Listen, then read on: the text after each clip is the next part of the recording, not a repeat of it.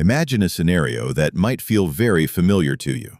It is Friday evening. Your phone lights up on the table. It is a message from a group of acquaintances canceling the dinner plans you had for tonight. What is your immediate, visceral reaction? Do you feel a pang of disappointment, a rush of sadness, and a desperate need to find someone else to hang out with? Or do you feel a sudden, warm wave of absolute relief? If your shoulders instantly drop, you let out a happy sigh, and you gladly trade your going-out clothes for comfortable sweatpants to spend the evening completely alone. Society has probably given you a few labels over the years. You might have been called antisocial, aloof, a loner, or even weird. For decades, popular culture has pushed a very specific narrative about what a successful, happy human life looks like.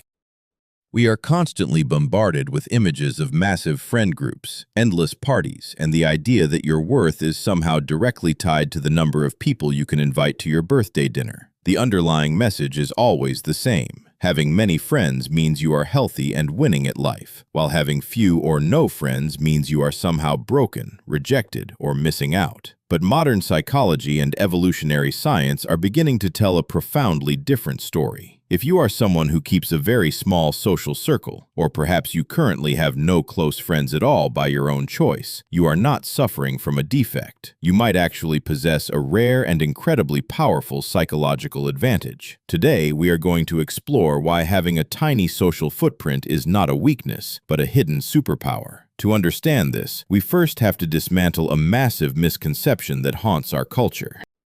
We need to talk about the fundamental difference between being lonely and being alone. People use these words interchangeably all the time, but neurologically and psychologically, they are completely different universes. Loneliness is not about how many bodies are in the room with you. Loneliness is a painful emotional state. It happens when there is a painful gap between the kind of connections you deeply desire and the connections you actually have in your reality. You can be standing in the middle of a crowded nightclub, surrounded by 50 people who know your name, and feel completely, devastatingly lonely. This is because your brain recognizes that none of those connections are authentic or meaningful to you. Evolutionarily, human beings were wired for social bonds, and when our ancestors were separated from their tribe, it meant certain death by predators or starvation. That is why the human brain interprets true loneliness as a biological crisis, triggering anxiety, hypervigilance, and a spike in stress hormones. Solitude, on the other hand, is something entirely different. Solitude is the physical state of being alone, but emotionally, you are completely intact. It is a choice. It is a restorative, peaceful state where you are not lacking anything. Our modern world, which rewards constant noise and digital communication, has forgotten how to value solitude. We are taught to view a person dining alone at a restaurant with pity. But the person who has mastered solitude knows that it is not isolation. It is a profound engagement with oneself. This brings us to the first aspect of your hidden superpower, emotional autonomy. People who maintain very small social circles have usually learned how to regulate their own emotions without needing a constant audience. Think about it. Many people surround themselves with massive social networks because they are terrified of facing their own thoughts. They use constant social activity as a distraction from themselves. They need constant external validation to feel secure, relying on likes, party invitations, and the superficial approval of a crowd to know they have value. But if you are someone who thrives with few friends, you have developed an internal locus of validation. You do not need a crowd to tell you that you matter. You have faced the quiet of an empty room, and instead of finding fear, you found peace. You have learned that solitude is not something to escape from, but a sacred space for self-enrichment. The skill of solitude does not mean you stop caring about human beings. It means you stop fearing their absence. Because you are not held hostage by the desperate anxiety of needing to belong to a crowd, you never have to fake your personality just to fit in.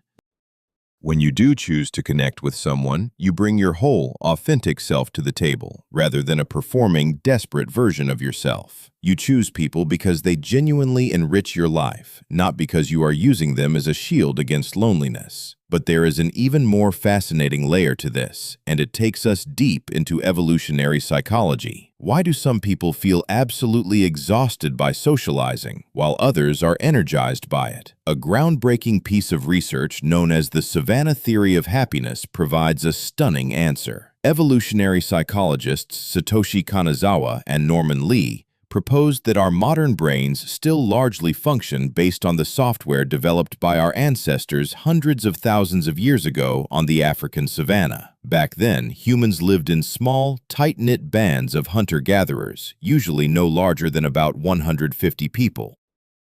In that harsh ancestral environment, constant socialization and staying incredibly close to your friends and allies was an absolute matter of life and death. If you did not socialize, you did not survive. Therefore, the human brain evolved to reward socialization with feelings of happiness and security. When the researchers looked at modern populations, they found that for most average people, this ancient rule still holds true. Living in less dense areas and socializing frequently with friends greatly increases their life satisfaction. However, the researchers discovered a massive, glaring exception. They found that for highly intelligent individuals, the exact opposite is true. The data showed that more intelligent people actually experience lower life satisfaction the more frequently they socialize with friends. Let me repeat that, because it goes against everything society teaches us. The smartest people in the room are generally happier when they spend less time hanging out with friends. But why? The Savannah theory suggests that highly intelligent individuals are uniquely equipped to adapt to evolutionarily novel situations. In other words, their brains are highly efficient at navigating modern complexities without needing the constant safety net of a tribe. While a deeply ingrained survival instinct tells the average human brain that it must socialize constantly to be safe, the highly intelligent brain can override that instinct. It recognizes that in the modern world, we do not need to hunt in packs to survive. Furthermore, highly intelligent people are often intensely focused on long-term, complex objectives. They might be focused on an intellectual pursuit, a creative project, a demanding career, or deeply understanding the world around them. To a brain absorbed in these grand, complex tasks, constant social interaction, especially the superficial small talk that makes up most modern socializing, is not a reward. It is a distraction. It pulls them away from their flow state and drains their cognitive resources. So, if you prefer a quiet evening with a book, a personal project, or simply your own thoughts over a loud, crowded bar, it is highly likely that your brain is simply operating on a more advanced, self-sufficient frequency. You have evolved past the ancient panic of needing a herd. This leads us directly to the concept of social energy as a finite currency. If you have a small circle of friends, it is not because you are incapable of making them. It is because you are exceptionally selective about where you spend your energy. You understand, perhaps intuitively, that human attention is the most valuable resource you possess. Where you point your attention literally shapes the kind of person you become. People with massive social networks often spread their empathy and attention incredibly thin. They have 100 acquaintances they know surface-level facts about, but no one they can truly bare their soul to. By intentionally keeping your circle small, you practice a highly refined form of empathy allocation. You save your emotional bandwidth for the connections that actually matter. Having a small, tightly curated group of friends, or even just one true friend, creates an unparalleled atmosphere of trust. You can be completely honest. You do not have to waste time maintaining a polished public relations version of yourself. When you strip away the noise of dozens of superficial relationships, you also become a master of observation and deep listening. Because you are not constantly fighting to be the loudest voice in a crowded room, you learn to watch, to process, and to understand people on a much deeper level. This builds exceptional emotional intelligence. You begin to notice the subtle changes in a person's tone, the body language that contradicts their words, the quiet struggles people try to hide. You become a safe harbor for the few people you do let into your life, because when you listen, you actually hear them, rather than just waiting for your turn to speak. There is also a profound level of self-respect that comes with this lifestyle. When you are deeply comfortable with your own company, your tolerance for toxic behavior drops to zero. Many people stay in emotionally abusive, draining, or simply unfulfilling friendships for years because the alternative, being alone, terrifies them. They compromise their boundaries, their values, and their peace of mind just to keep a seat at the table. But when solitude is your superpower, you are never trapped. You know that you can survive and even thrive entirely on your own. This makes you practically immune to social manipulation. You cannot be guilt-tripped or pressured by the fear of missing out because you genuinely do not feel like you are missing anything.